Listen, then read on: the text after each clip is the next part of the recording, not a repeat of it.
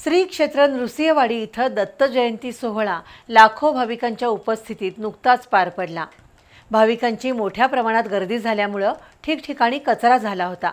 या पार्श्वभूमीवर रेवदंडा इथल्या डॉक्टर नानासाहेब धर्माधिकारी प्रतिष्ठानने पुढाकार घेत मंदिर परिसरात स्वच्छता मोहीम राबवली। त्याद्वारे सुमारे 14 टन कचऱ्याचं संकलन करण्यात आलं। या उपक्रमाबद्दल ग्रामपंचायत आणि देवस्थानच्या वतीने प्रतिष्ठानच्या प्रती कृतज्ञता व्यक्त करण्यात आली। श्री क्षेत्र नृसिंहवाडीमध्ये 14 डिसेंबर रोजी दत्त जयंती सोहळा लाखो भाविकांच्या उपस्थितीत पार पडला।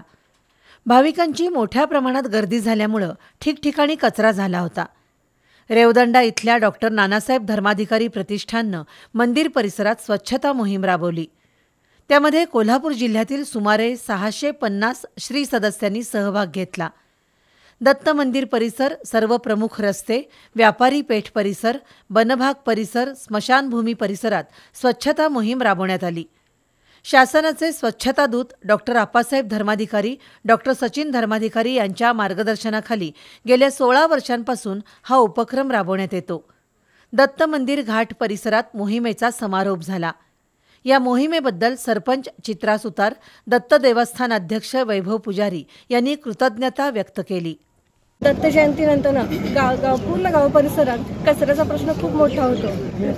नानासाहेब धर्माधिकारी प्रतिष्ठान यांच्या सर्व स्त्री सदस्यांनी गावामध्ये व गावातील परिसर, मंदिर परिसर या परिसरात स्वच्छता केली। संपूर्ण गावाच्या वतीने आणि ग्रामपंचायतच्या वतीने मी त्या सर्वांचे व सर्व कर्मचाऱ्यांचे खूप खूप आभार मानते। नृसिंहवाडी व परिसर, मंदिर परिसर, नृसिंहवाडीतील सर्व व्यापारपेठ, इतर भाग या ठिकाणी पहाटेच्या थंडीतही सर्व श्री सेवक हे यांनी आपली जी सेवा दिली आहे व स्वच्छता ही समृद्धी हा महामंत्र, तसंच नरेंद्र मोदी यांच्या स्वप्नातील भारत या ठिकाणी स्वच्छतेच्या निमित्तानं सर्व मंडळी या ठिकाणी एकत्र आलेत। यांनी आपण जी सेवा दिलीत त्याबद्दल दत्त देवस्थान नरसोबावाडी यांच्या वतीने मी आपले सर्वांचे हार्दिक आभार मानतो। यावेळी उपसरपंच रमेश मोरे, रमेश सुतार, दत्तात्रय चव्हाण, दर्शन वडेर आणि ग्रामस्थ उपस्थित होते।